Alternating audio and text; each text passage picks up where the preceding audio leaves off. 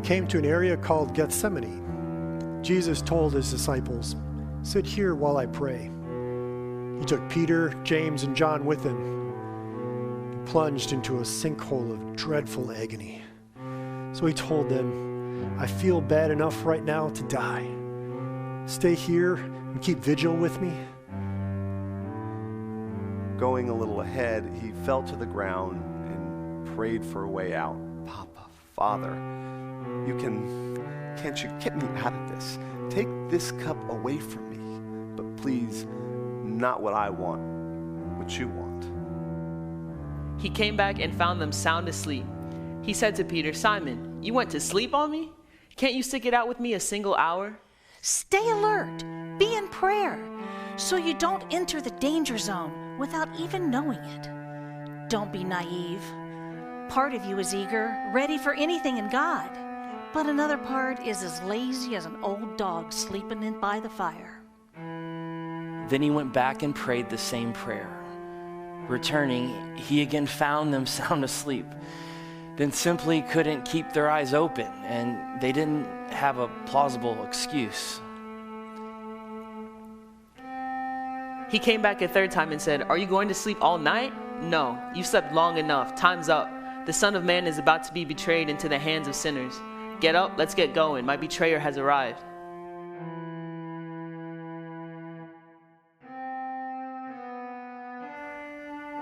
No sooner were the words out of his mouth when Judas, the one out of the 12, showed up, and with him a gang of ruffians sent by the high priests, religious scholars, and leaders brandishing swords and clubs.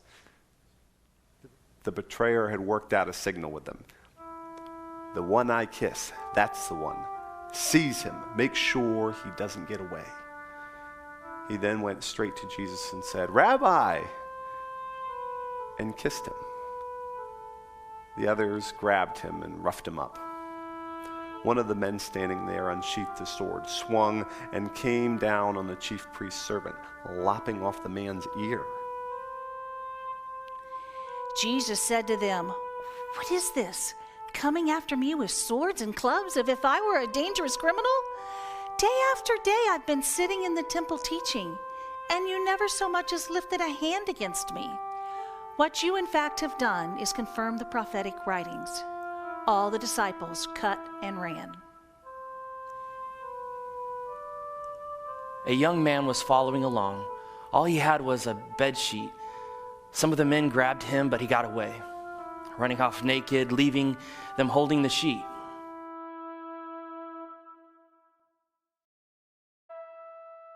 So they led Jesus to the chief priest, where the high priest, religious leaders, and scholars had gathered together. Peter followed at a safe distance until he got to the chief priest's courtyard, and that's where he mingled with the servants and warmed himself at the fire. The high priests, conspiring with the Jewish council, looked high and low for evidence against Jesus by which they could sentence him to death, but they found nothing. Plenty of people were willing to bring in false charges, but nothing added up, and they ended up canceling each other out. Then a few of them stood up and lied. "We heard him say, 'I'm going to tear down this temple built by hard labor, and in 3 days build another without lifting a hand.' But even they couldn't agree exactly." In the middle of this, the chief priest stood up and he asked Jesus, "What do you have to say to the accusation?" And Jesus was silent. He said nothing. The chief priest tried again, this time asking, "Are you the Messiah, the Son of the Blessed?" Jesus said, "Yes, I am. And you'll see it yourself. The Son of Man, seated at the right hand of the Mighty One, arriving on the clouds of heaven." The chief priest lost his temper. Ripping his clothes, he yelled, "Did you hear that? After that, do we need witnesses? You heard the blasphemy. Are you going to stand for it?" They condemned him, one and all. The sentence, death.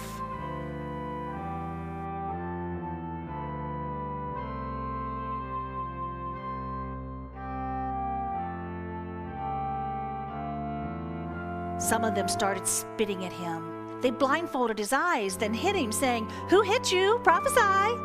The guards, punching and slapping, took him away.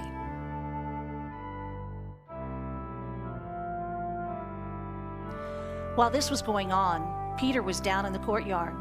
One of the chief priest's servant girls came in and, seeing Peter warming himself there, looked hard at him and said, "You were with the Nazarene, Jesus."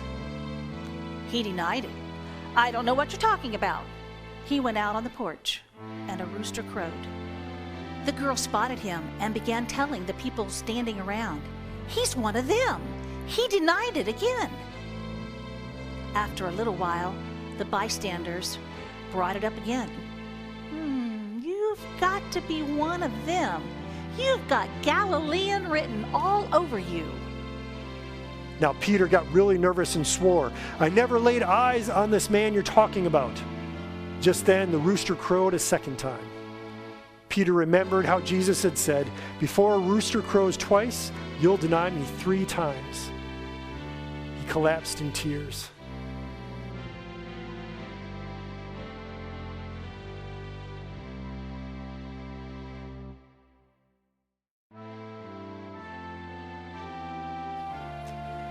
At dawn's first light, the high priest, with the religious leaders and scholars, they arranged a conference with the entire Jewish council. After tying Jesus securely, they took him out and presented him to Pilate.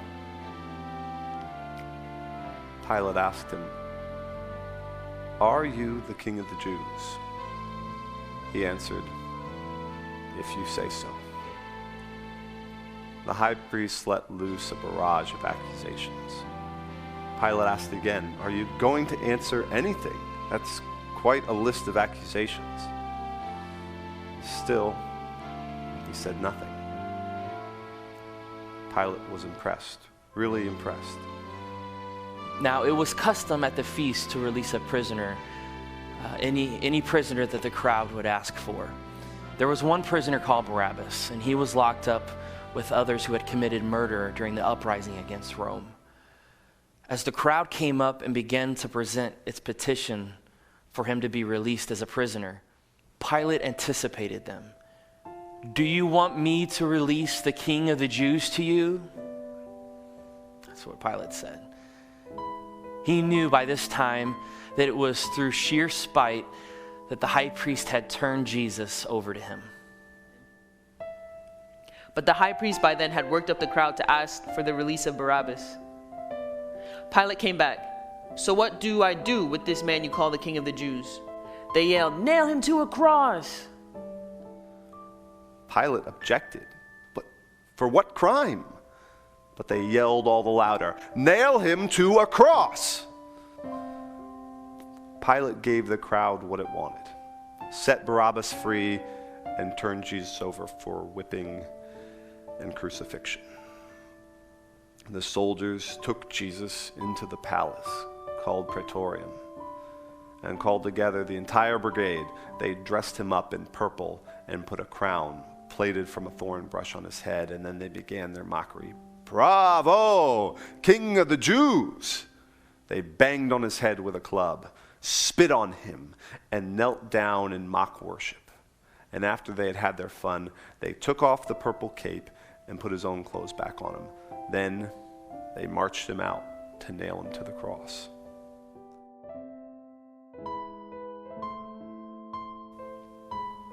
There was a man walking by, coming from work. Simon from Cyrene, the father of Alexander and Rufus. They made him carry Jesus' cross. The soldiers brought Jesus to Golgotha, meaning Skull Hill. They offered him a mild painkiller, wine mixed with myrrh, but he wouldn't take it. And they nailed him to the cross. Then they divided up his clothes and threw dice to see who would get them. They nailed him up at 9 o'clock in the morning. The charge against him, the King of the Jews, was written on a poster. Along with him, they crucified 2 criminals, one to his right and one to his left. People passing along the road jeered, shaking their heads in mocking him. You bragged that you could tear down the temple and then rebuild it in 3 days. So show us your stuff. Save yourself. If you're really God's son, come down from that cross. The high priest, along with the religion scholars, were right there mixing it up with the rest of them, having a great time, poking fun at him. He saved others, but he can't save himself. Messiah is he, King of Israel. Then let him climb down from that cross. We'll all become believers then. Even the men crucified alongside him joined in the mockery. At noon, the sky became extremely dark, and the darkness lasted 3 hours.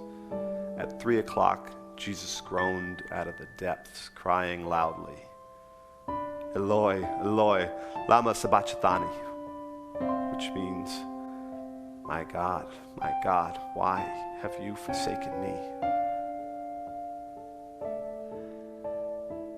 Someone of the bystanders who heard him said, "Listen, he's calling for Elijah." Someone ran off, soaked a sponge in some sour wine, put it on a stick, and gave it to him to drink, saying, "Let's see if Elijah comes to take him down." But Jesus, with a loud cry, gave his last breath.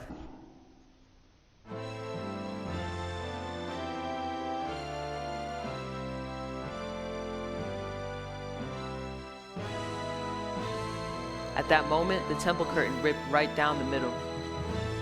When the Roman captain standing guard in front of him saw that he had quit breathing, he said, "This has to be the Son of God."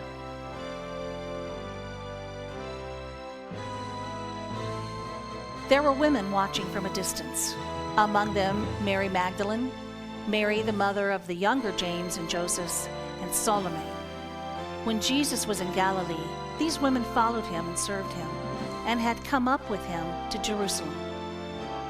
Late in the afternoon, since it was the day of preparation, Sabbath Eve, Joseph, a highly respected member of the Jewish council, came. He was one who lived expectantly on the lookout for the kingdom of God. Working up his courage, he went to Pilate and asked for Jesus' body. Pilate questioned whether he could be dead that soon and called for the captain to verify that he was really dead. Assured by the captain, he gave Joseph the corpse. Having already purchased a linen shroud, Joseph took him down, wrapped him in the shroud, placed him in a tomb that had been cut into the rock, and rolled a large stone across the opening. Mary Magdalene and Mary, mother of Joseph, watched the burial.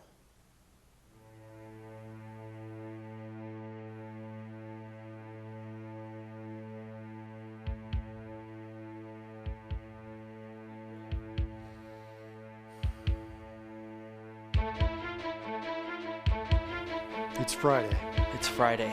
It's Friday, It's Friday. It's Friday. but Sunday is coming. Sunday's coming. Sunday's coming. Sunday's coming. But Sunday's coming.